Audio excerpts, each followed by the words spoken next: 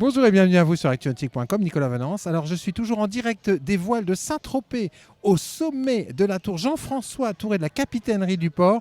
Devant moi, les magnifiques unités classiques qui sont en train de rejoindre le port. C'était en ce samedi la dernière journée de régate dans le golfe de Saint-Tropez.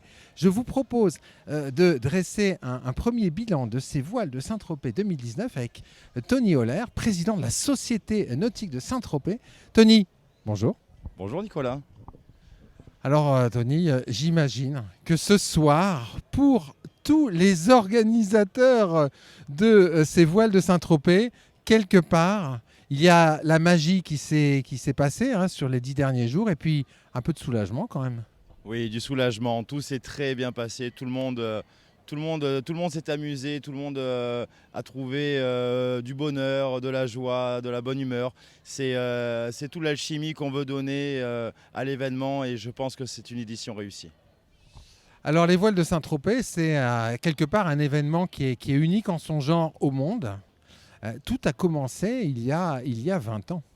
Il y a 20 ans, oui, il y a 20 ans, le président de la Société nautique de Saint-Tropez, qui s'appelle Thierry Catino, a pris le pari de prendre le relais de la New Largue qui s'était arrêtée malheureusement en 1995 suite à un accident tragique ici, juste derrière moi. Et il a eu le courage de relancer, il est allé voir la mairie, il a monté un projet, la mairie a validé et 20 ans plus tard, on est là. C'est quoi le concept des voiles, ce concept si magique? Le concept magique, c'est qu'il n'y a pas de régate. C'est ça les voiles, c'est un rassemblement. Là est la différence. Il y a bien sûr un prix, il y a une coupe, un trophée qui est remis à la fin parmi les 23 classes différentes. 23 classes, c'est énorme. Et la magie des voiles également, c'est le mix entre le classique et le moderne. Si vous venez regarder le port, vous avez des bateaux qui ont 100-150 ans à côté de bateaux qui ont à peine un mois. Certains bateaux sont mis à l'eau pour les voiles de Saint-Tropez. Les propriétaires viennent s'entraîner dans le golfe une semaine avant ou 10 jours avant pour faire tous les réglages et concourir pour les voiles de Saint-Tropez. Elle est là la magie. C'est incroyable. Un monde incroyable sur les quais du port. Combien de personnes, de spectateurs sont venus rêver à Saint-Tropez pendant ces 10 jours? Alors les statistiques sont assez compliquées à faire. Ce que l'on peut affirmer, c'est que cette année, il y avait 298 bateaux, plus de 4000 marins. Alors plus de 4000 marins parce qu'il y a 4000 inscrits mais qui partent, qui reviennent, qui sont remplacés. Bien sûr, les bateaux partent avec un nombre exact à bord tous les matins. Un Wallicento, c'est 25 personnes. Un classique de 25-30 mètres, c'est 18 à 20 personnes. C'est énorme. Et après, à côté de ça, le golfe de Saint-Tropez peut accueillir 40 000 personnes. Tous les hôtels sont pleins. Ça, c'est clair. Oui, c'est clair, mais c'est ça qui fait la magie aussi, c'est que les gens viennent regarder le spectacle, admirer ces bateaux qui ont plus de 100 ans. D'ailleurs, on a la régate des centenaires qui est organisée par la Société nautique Saint-Tropez en collaboration avec le Yacht Club de Gstaad, qui remet le prix de la Coupe des centenaires. C'est magique. 3 grandes catégories de bateaux sur ces voiles. Oui, il y a 3 ronds d'évolution en fait. Vous avez le rond des classiques qui se trouve devant la jetée du port de Saint-Tropez. Le rond des classiques, il y a 93 bateaux à peu près cette année. Après, vous avez le rond des modernes qui réunit à peu près 150 bateaux. Et ensuite, vous avez le rond des super yachts qui évolue dans la baie de Pamplonne. Et cette année, on leur a fait un parcours un peu sur mesure en les envoyant du côté de Cavalère tourner une bouée pour que tout le monde profite du spectacle. Incroyable ces super yachts. Oui, très rapide, ça tourne sur place, ça va à une vitesse folle. J'étais derrière eux tout à l'heure, on était à 15-16 nœuds à peu près. C'est incroyable que des bateaux aussi lourds, mais à la pointe de la technologie, puissent aller aussi vite. Et on a l'impression qu'ils volent sur l'eau. Ils ne flottent pas, on dirait qu'ils volent sur l'eau. C'est impressionnant. Tony, quelques moments magiques de ces voiles 2019. Oh, il y en a eu beaucoup. Le premier moment magique, c'est toutes les voiles de Saint-Tropez. Pendant toutes les voiles de Saint-Tropez, c'est l'inauguration. On a l'impression que tout le village se presse dans le village des voiles pour assister à l'inauguration. Merci aux partenaires qui participent à l'inauguration. Ensuite, il y a le défilé des équipages qui est magnifique, c'est super, c'est le jeudi, c'est une journée off. Ils travaillent toute la journée, même en amont, mais toute la journée, ils préparent leurs costumes, leurs décors, on les voit au dernier moment arriver. C'est folklorique, c'est super génial, c'est super sympa.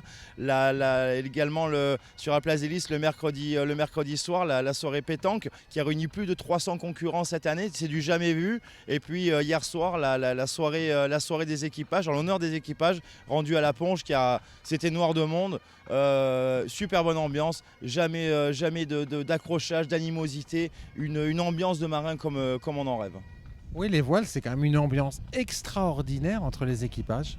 Oui, ils se connaissent tous, hein, les voiles de Saint-Tropez, c'est le dernier rassemblement qu'ils ont en Méditerranée. Ensuite, ils vont tous repartir dans leur port d'attache. Certains vont repartir à Marseille ou en Italie, d'autres vont repartir sur cargo en transatlantique pour préparer la saison d'hiver, la saison d'été là-bas.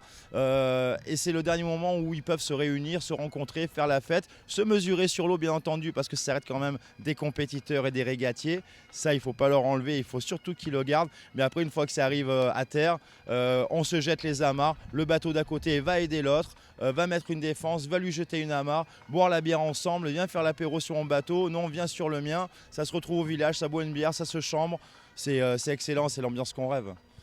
Alors là, on est samedi en fin d'après-midi. Les compétitions sur le plan d'eau ont pris fin. Donc ce soir et demain, qu'est-ce qui se passe sur ces voiles de Saint-Tropez ?